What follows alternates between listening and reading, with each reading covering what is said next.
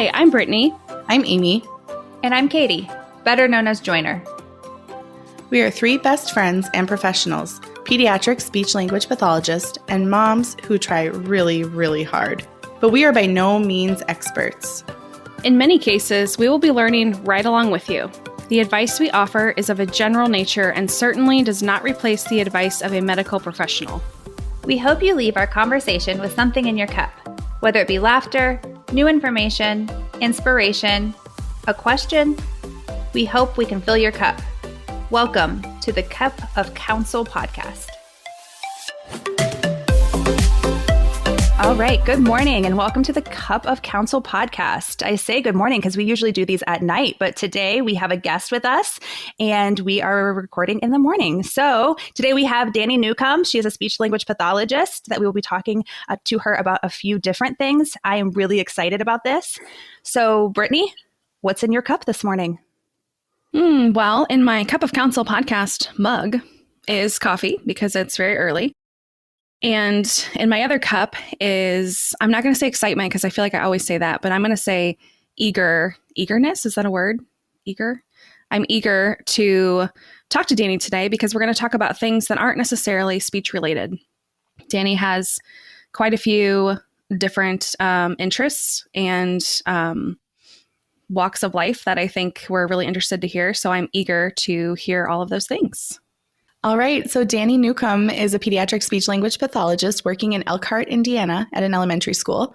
Since graduating from Loma Linda University in 2018, she has worked at a private pediatric clinic, an ABA therapy center, a skilled nursing facility, and now an elementary school. She is currently pursuing her clinical doctorate through Rocky Mountain University of Health Professions. She recently opened a private practice, the Messy Slp LLC, where she will conduct teletherapy. Ooh, I want to talk to you about that. With pediatric clients. She is the content creator and manager for the Messy SLP Instagram page, a page that highlights the daily humor behind being an SLP, as well as discusses the various aspects of the field. Welcome, Danny. Hello. We're so excited to have you here. Thanks for having me, and this early in the morning, too. Yeah, this is a new thing for us. I was chugging this coffee to get ready for this. I'm not used to doing this on a Saturday morning. Joiner, I'd like to remind you, it's 1 hour earlier where Brittany and I are. You always remind us that you always remind us it's 1 hour later where you are, but it's 1 hour earlier here. I know. So they will be like, so we have time difference and they'll be like, oh man, it's so late here. And I'm like, it's an hour later here. So today is your moment to shine, ladies. You get to say it's an hour earlier here. Yes. So. Anyway, Danny, we found you on Instagram, of course, through your famous reels that you make that are super funny. And they are good. If you guys have not checked them out, go check them out. They make me laugh every time that I watch them. I'll go to watch, it'll just pop up as I'm scrolling and I'll watch one and then I end up watching like 5 because they are good. You are killing it on the real game. Thanks. I appreciate that. Yes. So it's always exciting when you know somebody through like Instagram or some kind of social media platform. And I always really enjoy when we actually get to meet the person behind the Instagram. So right now, Danny, briefly tell us about your current SLP role. Yeah, I mean, I am a brand new school SLP. I never anticipated I would be in the schools. Like in grad school, I was like, no, never, ever. I will never be in school. And then I had an opportunity and my boyfriend's a high school teacher. So being on the same schedule, I was like, okay, let's see what it's all about. And I actually really love it. So my current SLP role, I'm an elementary SLP to pre-K and up to 6th grade. I just signed on with the district for another year. I started this private practice. So that's taking on a completely different role than I've ever done in terms of like owning a business and stuff like that. So that's kind of what I'm doing. I have a full plate. Sometimes things fall off because it's so full and I'm not great at balancing, but that's kind of my current role. I'm just trying to figure out where I fit in this field and still searching, I guess. So I understand that. We just did kind of like a discussion interview with our graduate school with all the current undergrads and grad students. And I think that was one of the first things I told them during that interview is I can relate to that 100%. When I was in grad school, I was like, I will never work in the schools. Like that is never going to be my plan. I plan to never do that. I will always be a medical SLP. I'll be in the medical setting. And that was my plan my whole school career. And I was telling the students like, you know, sometimes your plans change because now I am a preschool and elementary school speech therapist. So I can totally relate to that. How do you find time to put toward your LLC? Because do you work full time? Yes, I'm a full-time school SLP. So do you work in the evenings, weekends? I'm sure you're just working all the time then. Yeah. I honestly try to be really, this is going to sound like kind of woo-woo, but I try to be really intentional with my time away from work, be it the school, my LLC. I'm trying to make it fit into my life versus fitting my life around it because I want to stay excited about it. I want to stay open to what it brings. If it brings on, you know, something down the PR route, which would be really cool. Like I don't want to commit to one and put like 110% in one area of the LLC because I don't quite know what shape it's going to take. So right now with the private practice thing, you know, I'm doing my best to really draw firm boundaries for myself, which is easier to do with the school, harder to do with something where you're like, you know, I get what I put in kind of thing. And so if I'm not putting in very much, I'm not getting very much, but I don't want to burn myself out on it because I'm so excited about it. Like I just got my first client that will be starting in the summer. And like, I like burst in the door and told Eric, my boyfriend, I was like, I got my first client. And then I got my second client set up and I was like, are you freaking kidding me? Like I was so excited and I don't want to lose that. So being really firm about, okay, this is the only amount of kids that I'm going to be taking, or this is my schedule. And really adhering to that has been helpful. I stopped putting pressure on myself. Like this needs to perform, this needs to be successful. Because that's part of my personality where if I start something and then because of Instagram, you're kind of vulnerable in some regards where if you start something, as I'm sure you guys know, you start something and you put it out there and then you're like, oh my gosh, this needs to be successful. And putting that out there was a big vulnerability for me. And at first I was like, okay, I need success. And it was like, well, we started talking, what does success look like? And it's like, probably at this point, like if my income's not relying on it, success is enjoying it. So I've really tried to make sure that I am enjoying it. And so I fit it in the evenings. I make phone calls. I have like a 30-minute drive home and I'll make phone calls on the way home. But for the most part, it's in the evenings. I'll do a little bit on Saturdays usually, but then I try to take a full day off of anything speech, anything LLC, anything Instagram. So trying to be very intentional with my boundaries for myself. I love that. And I think that's really smart, like starting out, you know, to just, because I think it's easy, like you said, you're super excited about it. You just want to throw all your energy into it. But that's what leads to burnout, you know, it's like super exciting and fancy and you feel great, like at the very beginning when you're doing all this stuff. And then pretty soon you're like drowning. It's a great takeaway for anyone wanting to start an LLC because I'm sure anyone wanting to start an LLC has a full-time job somewhere else. So, you know, don't burn out. So that's really, really good advice to take away. And I think the things that I took away from that, which I think you could take in any aspect of your life, is you use like intention and vulnerability, which are two things that I am like totally this year have been so conscious about that I think you could apply that to absolutely anything in your life. Like for us right now, probably like we decided to start a podcast and you have to be vulnerable somewhat to be able to put that out there. But I think intention is also such a good thing. And I think that that's a smart thing to say, like you're being intentional with your time, which I think is something that we all need to like key in on or like really focus on so that we are enjoying what we are doing. And like Amy said, that's what happens when burnout starts to set in.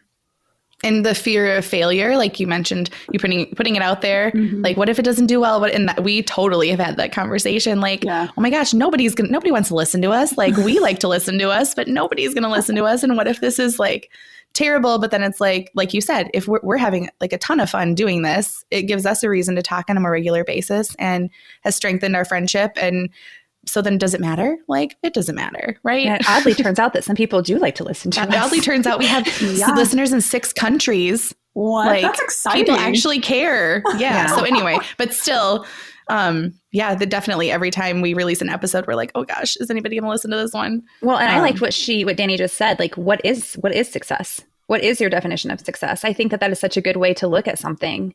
Have it be a podcast, an Instagram, whatever your adventure might be. I think that was when you said that, I was like, oh, that's such a good way to look at that.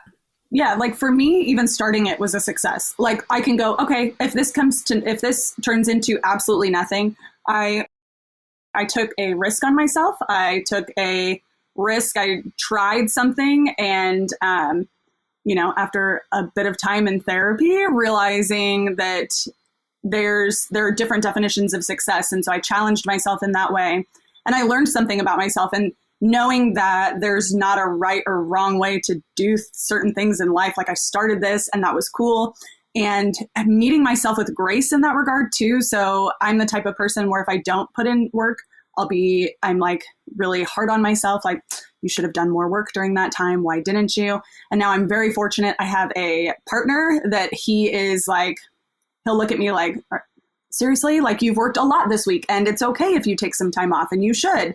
And so I'm lucky that I have a partner that balances me out in that regard and that sees those tendencies in me. And if they start to ramp up, he's like, nope, skirt, we're leaving so that you can't touch anything. So I think that that's a really beneficial thing as well. But just like it's hard to be intentional and draw those boundaries if then the rest of the time I'm beating myself up. So there's the other flip side to that where it's like, what's my self-talk looking like? And, how am I using this break? Am I using the time away going, I should be doing more, or you're not doing enough, and that's why it's not going to be successful. So that's also been a challenge, a really good exercise for somebody with my type of personality, where if I'm not doing 110%, then I'm like, I feel like I'm doing 0.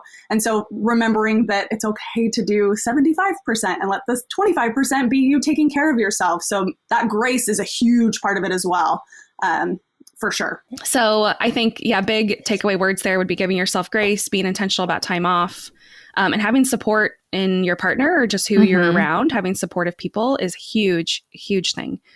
So those are great takeaways. I just want to briefly touch on, because it kind of rolls into this, like your Instagram page and the name, the Messy SLP, like kind of fits in with all the stuff you've been talking about. Like you're pretty real on there. I feel, I know I've messaged you like, thank you for sharing. There was one where you did like a story one day. I don't even remember what it was about, but we messaged back and forth for a little bit because I was like, thank you for like just saying it, and I think you made like a mistake or something and something you said and someone corrected you and then you were owning it. And I was like, thank you for showing like, it's okay to not know everything and we're not supposed to know everything. So is that kind of your like reason behind your name, the Messy SLP, just keeping it real?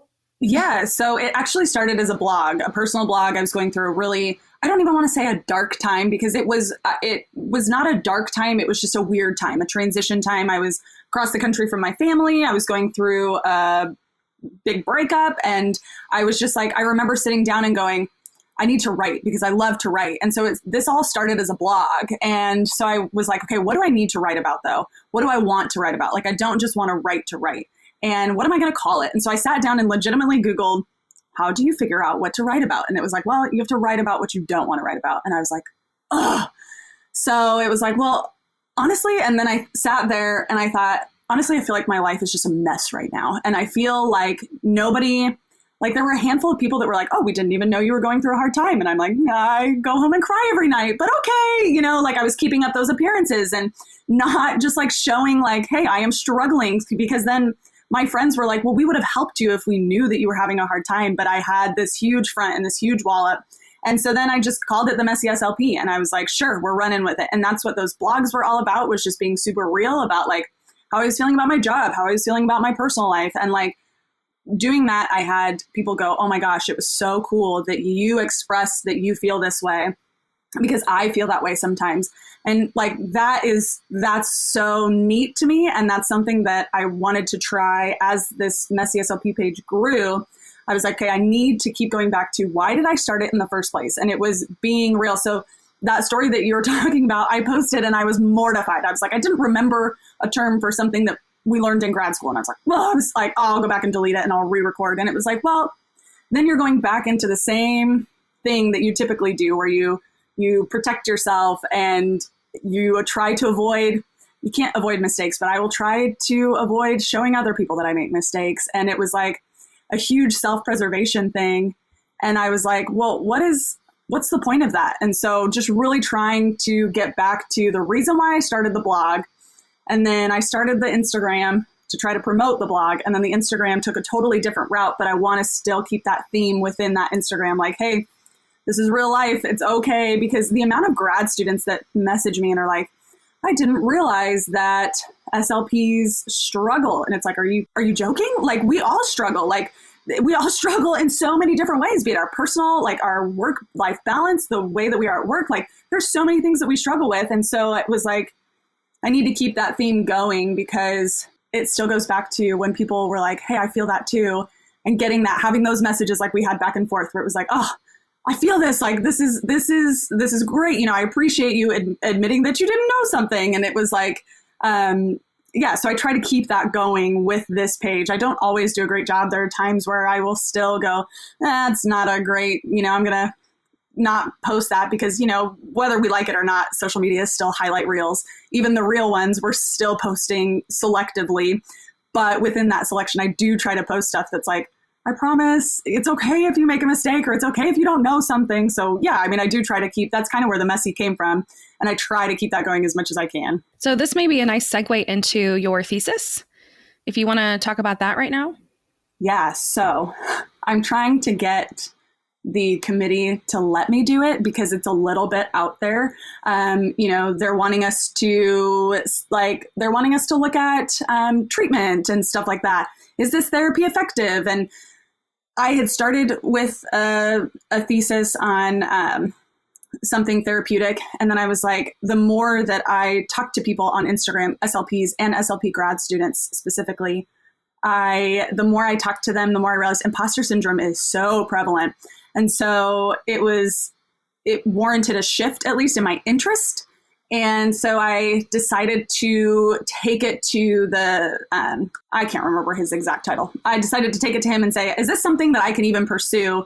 And he said, if you can find the evidence, you can do it. So right now I'm in the evidence building phase. I'm basically trying to plead for them to let me, like, there's legitimacy to this research. And what will basically, if all works out in Danny's perfect unicorn world, I will study imposter syndrome in grad students, and something I have to try to find if there is a practice or something, like, be it mindfulness or positive self-talk or whatever it might be. If there's something that we've seen have a benefit or have a positive impact on imposter syndrome, implement that in SLP grad students and see if it improves at all. Because if we can get ahead of it with the grad students, if we can start working on that with grad students, because that's where it begins, that's where a lot of the literature is these students who are expected to take on both the role of professional when they're in their clinics, and then student as they transition from clinic to classroom. And I mean, it's like, well, you have to know your stuff, but you don't know everything. And so it's constantly going back and forth between, I'm expected to know everything and I know nothing and I'm here to learn. And so looking at imposter syndrome, can we give them tools while they're in grad school to help, maybe not get rid of it, but to help combat it? Can we give them those tools in grad school so that we have fewer SLPs who are unequipped to handle these feelings? Because, and it's so pervasive. I mean, those feelings of like, man, I really wish somebody else was here because somebody else would be able to answer this better than me.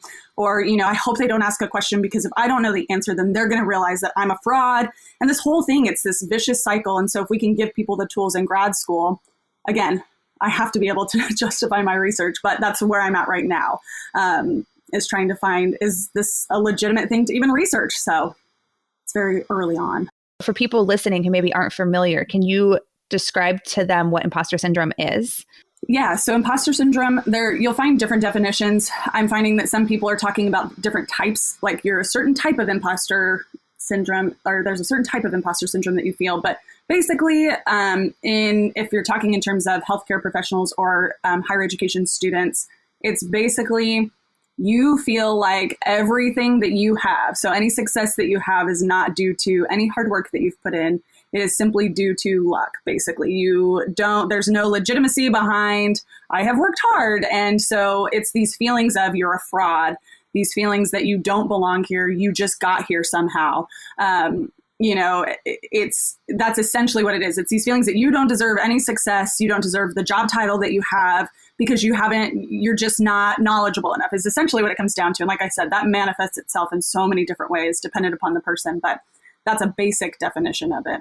Really interesting. And I think more people suffer, is that the right word? Suffer from that than we think, especially in a high pressure, high stress position where you may feel like, why are they coming to me? In the speech world, it would be like, I don't understand. Like, we all go to the same education and then we can work in many different settings. Like, why me? So I think that's super interesting that you're doing research. Is there research out there on it already anywhere? Yeah, there's some. I will say, and this is a total random, I think I've told anybody that'll listen to me talk about this aspect of it, I will tell them. I'm pretty sure I've told Eric 4 times about this gap in research. So I was reading a research article for an assignment that I had to do. And it was, now this is just from one research article. So I haven't been able to look into how reputable the sources that they have, but it was these 2 Canadian PhD students and females, and they were looking at how imposter syndrome manifested, and they were looking at their emails back and forth and to see any trends in their emails that they were sending. And they, in their lit review, and this is just, it blows my mind. In their lit review, they were talking about how there is a gap in research between, I want to say the late 70s, early 2000s. So there's a huge gap where people stopped studying females in higher education because they were like, well, stopped studying imposter syndrome in females in higher education because they went, well, there are more women in higher education, so they must not feel that way anymore. So we're just not really going to pursue this anymore. Because if with from the late 70s, early 80s, I think it was, to now, the amount of women in higher education, I'm sure, has grown exponentially. And so they just stopped researching it because they're like, well, we're giving women, seats at the table in terms of higher education, so they don't feel imposter syndrome. And in the article, they were like, what in the world? This is ridiculous. So a lot of the research that I'm finding, at least in this preliminary research, is it's a lot in women. There's a lot of research in med students and doctors.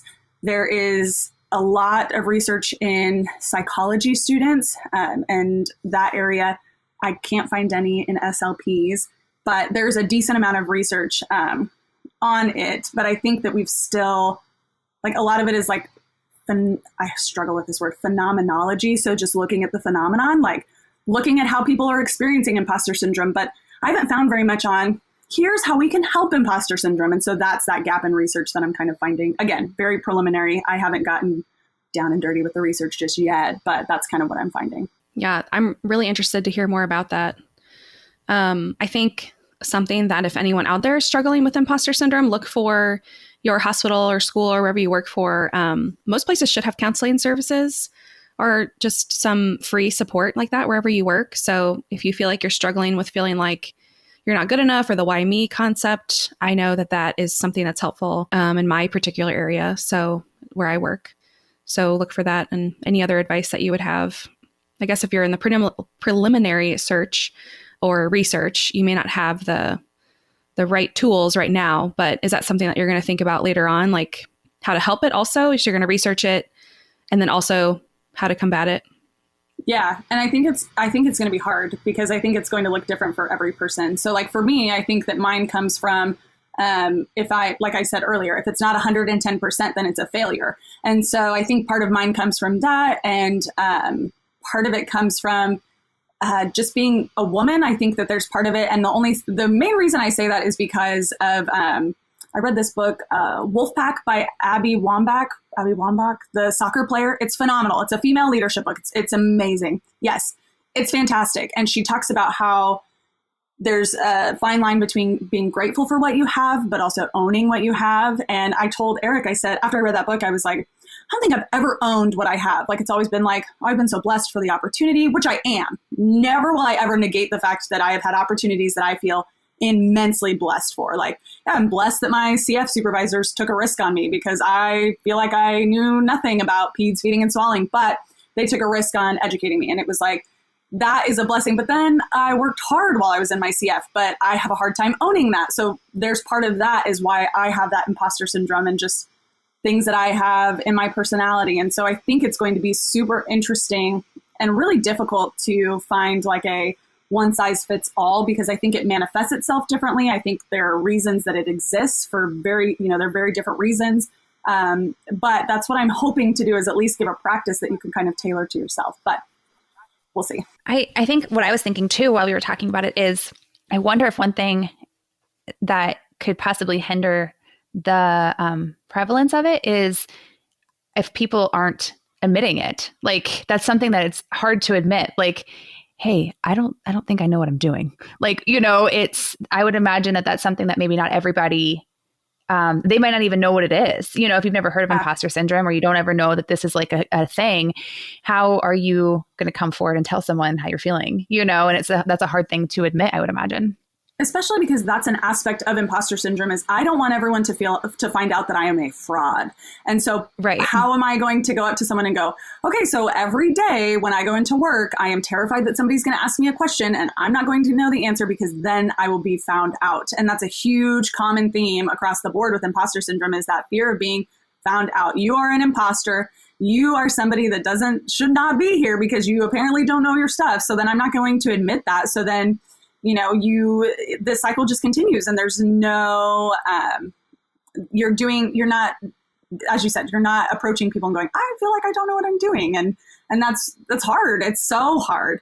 But I have also noticed that as I've talked more about it on my Instagram, people are now like, oh, that's what that is. Like, okay, I feel like that every day, but I didn't know that there was a name for it. And I was like, hey, me neither, until a fitness Instagram started talking about imposter syndrome. And I was like, what the heck is that? Like, and then realized, oh, this is something legitimate. Like, oh my goodness. And so people are starting, as we talk about it more, I think people are starting to realize that they have those feelings.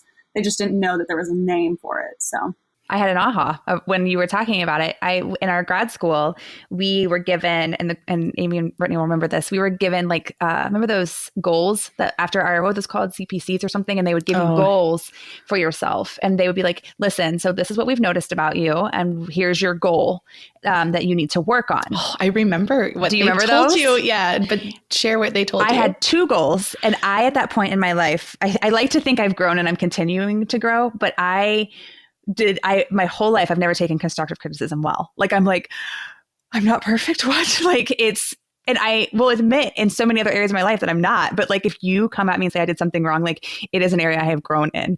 And so my goals were so normal. Like, they were like, first one goal was like, you got to get yourself a planner. You do everything last minute. And I hate to say it, but that's still the way I am. And, and my second was like, basically, if I was asked a question, they would say like, don't just make stuff up or like try to talk about like, or just like to say something to say it. You just say, I don't know. And for me to have to say like, I don't know was like, I can't say that. Like, so I would just like, who knows what I would say if someone asked me a question. Like, I would like, yes. I feel like you still do that. You do still do that. Yeah. Sorry. Yeah. You haven't grown so much in that. So area. I've learned nothing. I've really not grown nothing at all in 10 years. But so you were about to have this big like reflective moment, and Brittany and I just shut you down. Like, no, actually, no. But actually, no, you haven't grown at all. But I think about it. But we're here for. That's what we're here for. Right. I think about it and I'm like, I was just trying to avoid that whole imposter syndrome thing. I was just trying to avoid it. Like, oh, God, I don't know, just think of something. Like if someone would be like, what's a reptile? I probably would have been like, well, mammals have pals. I would just make up stuff. Like, I wouldn't be like, I don't know. And so I think I was just trying to avoid that. And regardless of what these two say, I have learned in my life somewhat to be like, I don't know. Like I a professor that I adore, she was like, just say, I don't know. And then you're going to go check it out, and then go check it out and learn. And then you can get back to them. And I was like, oh, I guess I can do that. Like, of course I don't know everything. And this was in grad school. So now I do know everything, but it has been like such a lesson to me when someone asks me something and I'm like, oh God, come up with an answer. And I'm like, wait, no, stop. Do you know the answer? No. So just say, I don't know. I will go look it up and I will think about it and I will get back to you. And that has been something that I still, to this day, like they said, I have to still work on it, but I still carry it with me. And I'm wondering, now that you're talking, like, I think I was just trying to avoid all of that. Like, I was trying to avoid the whole feeling of not knowing. And I think from like a speech standpoint, I worked in a tiny place and then I worked in a huge place. And when I was in the tiny place, I was the go-to SLP. It was me. And so it's easy to feel like like, holy cow, you're getting every single case thrown at you. You feel like you have to know everything. And now at a massive place with, almost 100 other therapists to go to and teams of specialists, it's easier in a way to be like, well, let me go talk to this person and get back with you.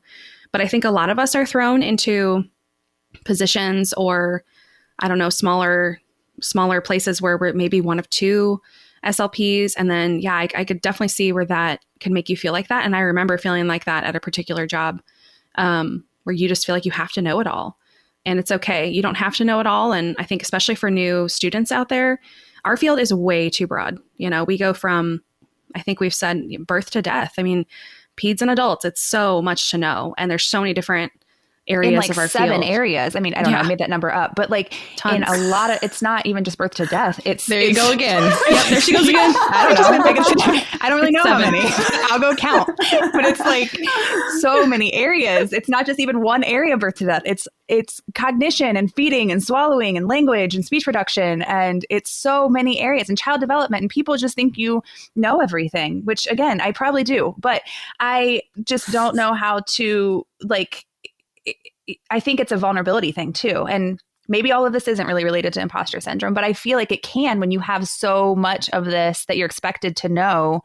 And then you feel like you're the professional in that position.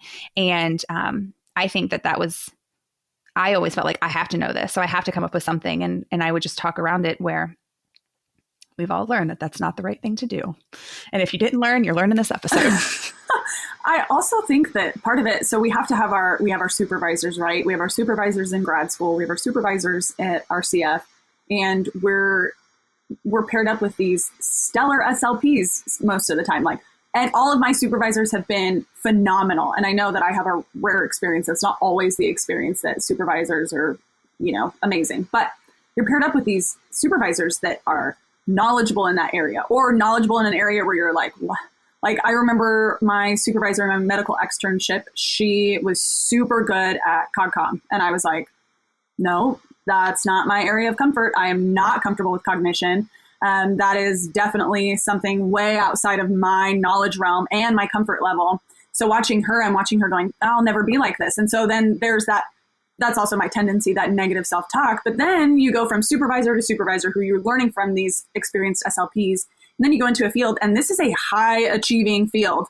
I don't care what you say. There are SLPs that are doing just crazy things that you're like, oh my gosh, is this like the norm?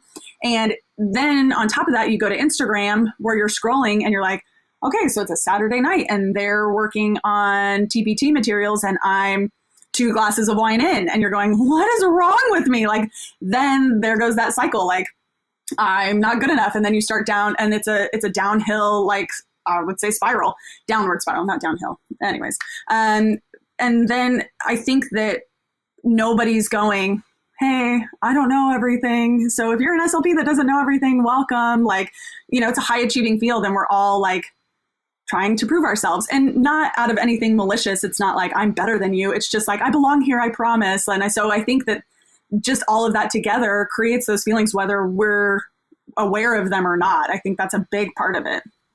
I love how you referenced like social media's impact on that, because I've felt that big time. Just like, our page is new and we started it to spread the word about this podcast. And then in doing that, like, obviously we're following a whole bunch of SLPs, and I've had that feeling like, look at all this crap that these people are doing. Like, I'm not doing any of that. And just what mental game that can play. And especially if you're like brand new, like what that, how somebody could take that and interpret it. And yeah, I think that it could be like a whole nother. I know. I feel like we could talk about this for like multiple episodes. We could talk about like your personal life, how it impacts it, social media, what age you are, where you work. Oh my gosh, this is really great that you're researching this. I think it is great that you're researching this, because I think our field is such a high achieving field, which is good. That's a good thing. But like you said, you're with all of these high achieving supervisors. So you're like, all right, I have to be on point. And then what happens, which this is the case, has been the case for, I think, all of us, then you become a supervisor. And that's a whole another thing of like, wait, like they ask you questions and you're like, okay, hold on. Yeah, I'm the one who's supposed to know it all still, So it's like you go from like thinking you need to know it all because you have these high achieving supervisors, and then you become a supervisor, which I personally love. I love teaching and I love that position, but we still need to be reminded of like, you still don't have to know it all, even though you are now the supervisor. Like it manifests differently when yes. We all have like over 10 years experience, and we've all been in a position of supervising somebody who's new out of school. Mm-hmm. Yeah. Then it changes. Like you still have maybe the other part of the imposter syndrome of like, that you've carried with you, but then now there's like a new component because now you are the go-to person for somebody who's starting out. And really, we're not doing them any justice, even as supervisors, to act like we know it all. Like, I think that is a learning lesson we can take from this of like, why don't we start teaching our grad students like, you know what, listen, I don't really know that. That's a really good question. Let's go look it up. Let's go see if there's anything on that. Like, I'm not really, because we're doing more of a justice by teaching them that that's okay. And that's combating that imposter syndrome probably right there of like, you're not going to know everything. This field is way too big. And like, let's just go look it up together because I'm not sure of that answer either. All right. So we're going to transition into a different topic now. And this is something we were all really excited to talk with Danny about because I think it's not something that was really on my radar. I know Joyner has definitely talked about this and experienced it herself. So she was super interested in this topic. But basically, Danny did an Ask Me Anything on Instagram like a couple months ago, maybe. And I had asked, like, what's something you could talk about nonstop that's not SLP related? And she responded, I think you did say imposter syndrome, maybe, or fitness. Fitness might have been in there too. And then one of them was what grief does to the body. And I messaged back right away, like, whoa, what is that about? Like, and then Danny shared a little bit, a little personal story and some information. And then that's when I was like, can you be on our podcast and talk about that? So I want to transition into that topic because I know Joyner's just been like dying to hear about this and talk about it with you because you guys have some similar life experiences. And I'm just interested to learn more about this topic. So you want to share a little bit about your interest in grief and how it can come out in your body and what it does to your body? Yeah. So when I was 20, my mom passed away. And right after that, I had lost a lot of weight, which I'm 6 foot. So when you lose weight, when you're 6 foot and an athlete and stuff like that, it's very, for lack of a better term, it's super noticeable and it's super detrimental. So I was really skinny for being a collegiate athlete. I was not in a good spot. And I just remember, it's what I'm going through.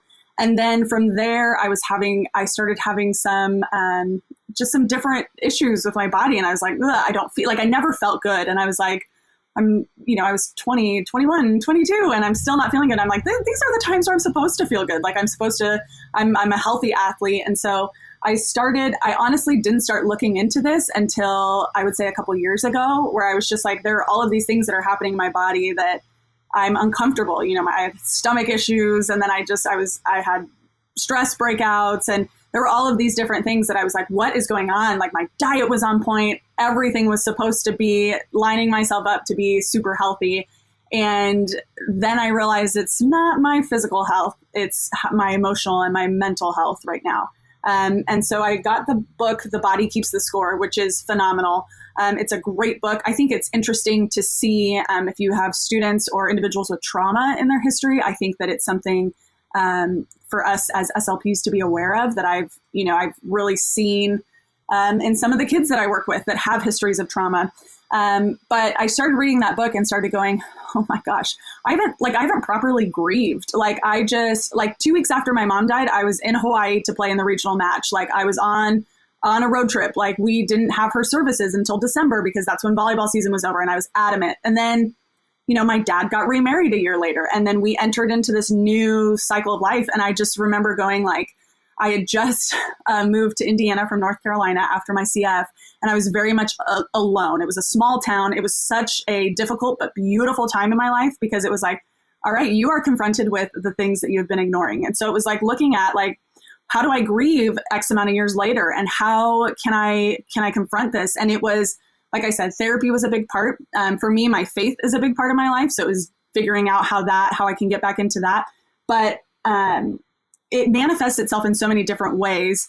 For me, it was stomach, and it was not sleeping well and all of these things. And once I started tackling that, then I started like, I mean, again, years later, I started like going, oh, I feel like I'm supposed to feel in my 20s. You know, I feel like I'm supposed to feel when I eat well and do what I'm supposed to do. But like, to give you an example, like, I think it's super interesting. I did a research paper in grad school on voice disorders and ancient Chinese, how they look at physical, how they look at diagnoses, we'll say, how they look at symptoms. And so they were talking about how women who had voice difficulties, they were talking about how they often had something in their past that they weren't speaking up about.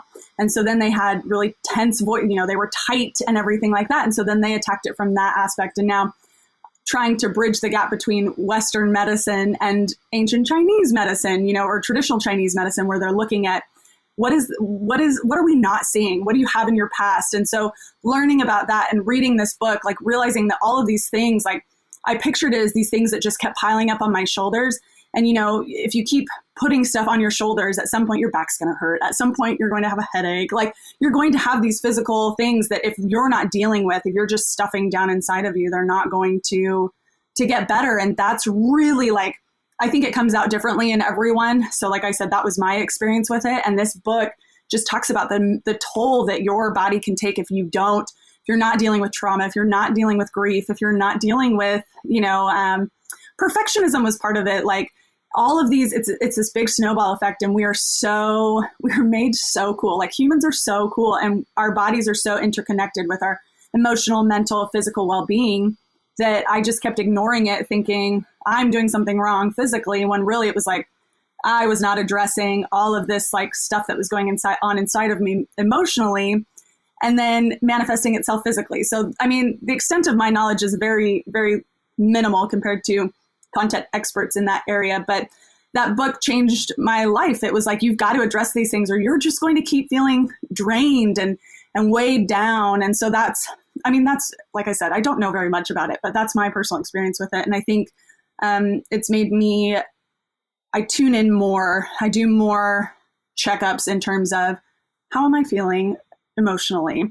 You know, as we head into Mother's Day, being super aware, this is the first year that I'm not like, whatever, you know, sweep it under the rug, no big deal. Like, this is the first year that I'm going, hey, how do I feel? Like, and again, I have a very supportive partner where he'll go, hey, if you need to cry, you're going to cry at some point. You might as well cry now. And I cry more than I used to. And I'm a crier.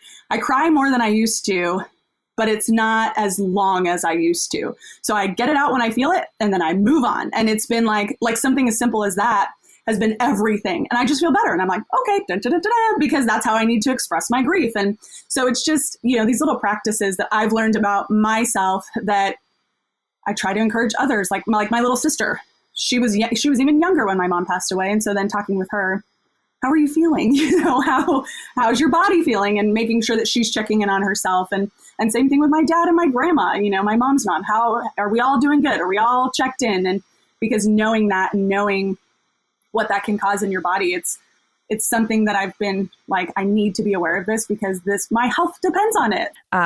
I think it's important to put yourself out there and to put things in your life out there because it makes people feel like they're not alone. Like how you talked earlier when you started your blog, that some people were like, oh my gosh, you feel that way. And I know for me, I've also gone through a few things in life where it was like, maybe I didn't talk about it a lot before. And now the older I've gotten, I talk so much about it because I always think like, what was the number one comforting thing to me when I was going through something? And it was knowing that other people go through it too.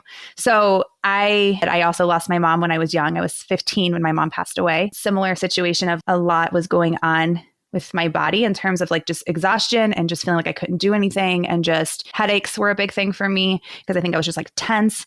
And this is so sad. I taught myself I couldn't cry. So for years I would like go to try to cry and I couldn't, but it was because I've learned I built such a wall up to not cry and to just keep going and keep yourself distracted and keep yourself busy and you'll be fine.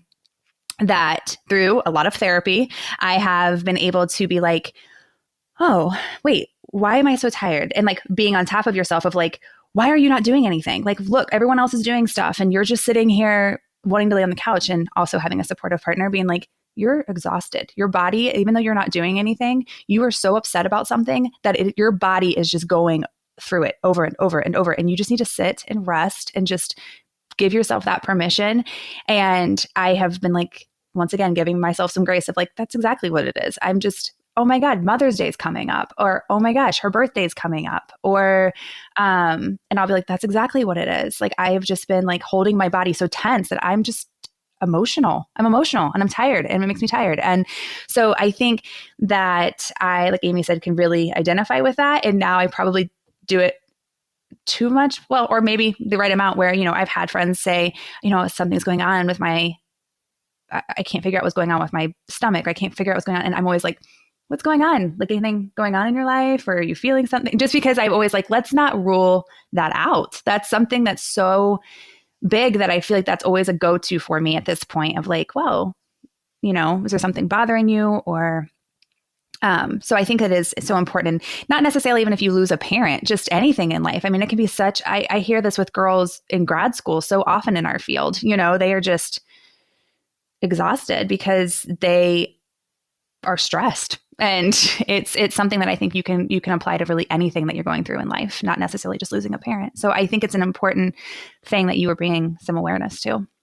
Yeah. I mean, in grad school, I was talking to another SLP on Instagram who's quite popular, and she had posted something like she had hives in grad school. And I said, yeah, I got hives on my neck, you know, when I was studying for the praxis because I was so stressed about it.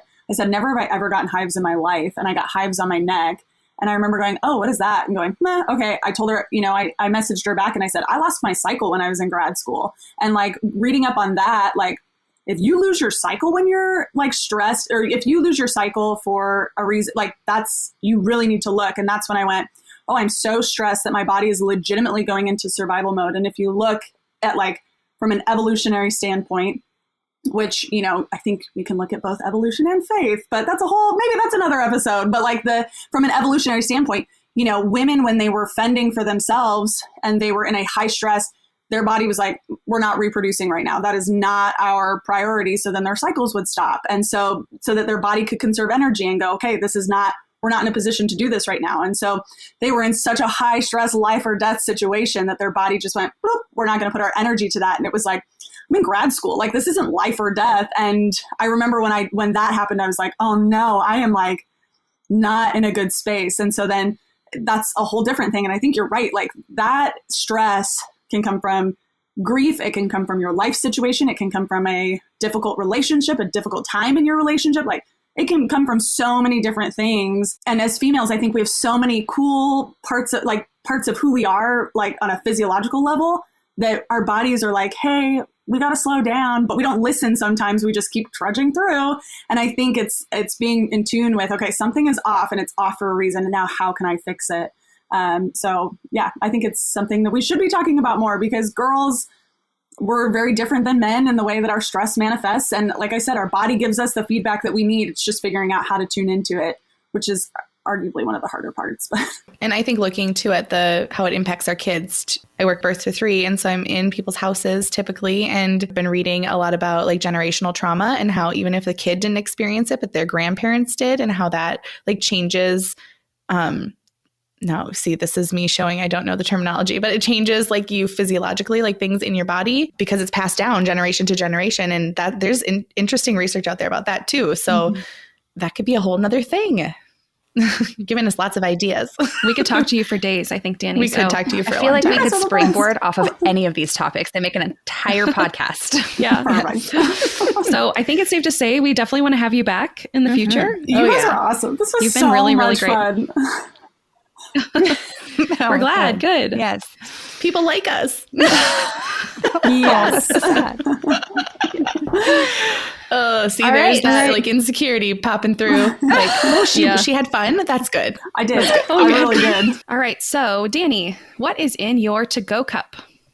Well, I don't have anything because I finished all my coffee during this, but I am, if I had a takeaway for this time with you guys, I would say I'm taking away friendship, which is really cool, a little cheesy, but cool, because that's one of my favorite things about SLP Instagram world is making connections with like not just profiles, but legitimate people. And I'm also taking away comfort and confidence, because you guys made me feel confident in me showing up exactly how I am. My messy bun naked face and then who I am as an SLP on Instagram. And so I appreciate that. Those little moments make me go, okay, I'm doing something right because at least 3 other SLPs are enjoying it. So I'll keep doing it. So that's what I'm taking away. That's what's in my to-go cup. That sounds great. And just a reminder to everyone, can you remind everyone your Instagram handle? I am at the Messy SLP. All right. So we've really, really enjoyed having you here today. Listeners out there, go give Dani a follow. Check her out. Don't forget to subscribe to our podcast if you're interested in our episodes. We have quite a few different episodes. We have different guests. So we kind of bring something new to each episode. So don't forget to subscribe. And a reminder, our episodes will be available on YouTube to provide the closed captioning. All right. Thanks so much, Dani. We really enjoyed you. That's a wrap. Thank you so much for joining us today. If you liked what you heard, please hit subscribe or follow so you know each time a new episode is posted. Please do us a giant favor and join our Facebook group and follow our Instagram page, Cup of Counsel Podcast. A review would really help us out too. Let us know what you loved, what you want to hear more about, and what we could do to improve this podcast to make it the most meaningful for you. Thank you.